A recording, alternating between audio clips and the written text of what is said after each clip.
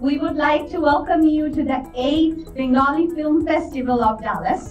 বাংলাদেশে স্বল্পদৈর্ঘ্য চলচ্চিত্র এবার জায়গা করে নিল আন্তর্জাতিক ফিল্ম ফেস্টিভ্যালে।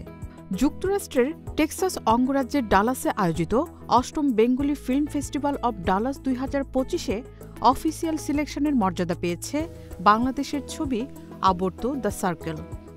ডালাস বেঙ্গলি ফিল্ম ফেস্টিভ্যাল প্রতি বছরই বাংলা ভাষার সিনেমাকে আন্তর্জাতিক দর্শকের সামনে তুলে ধরার একটি উল্লেখযোগ্য মঞ্চ, যেখানে আবর্ত এর নির্বাচিত হওয়া নিঃসন্দেহে বাংলাদেশের চলচ্চিত্র অঙ্গনের জন্য এক গর্বের মুহূর্ত।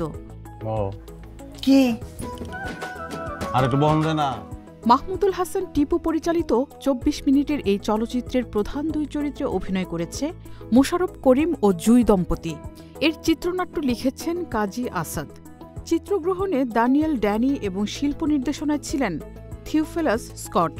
অভিনেত্রী জুই জানান, বাংলাদেশের উপকূলবর্তী এক নারীর নীরব সংগ্রাম, সামাজিক চাপ এবং বৃত্ত ভেঙে মুক্তির আকাঙ্ক্ষাকে কেন্দ্র করে এটি নির্মিত। সাবধানে নিয়ে যেও। ওরে না, কোনো অসুবিধা নেই, আমি যাবো আর আসবো। আবর্ত প্রদর্শিত হয় উৎসবের দ্বিতীয় দিন ডালাসের অ্যাঞ্জেলিকা ফিল্ম সেন্টার অ্যান্ড ক্যাফেতে। এই উৎসবে ২৩৮টি আন্তর্জাতিক চলচ্চিত্রের মধ্য থেকে মাত্র ৪টি স্বল্পদৈর্ঘ্য নির্বাচিত হয়েছে, যার মধ্যে আবর্ত একটি।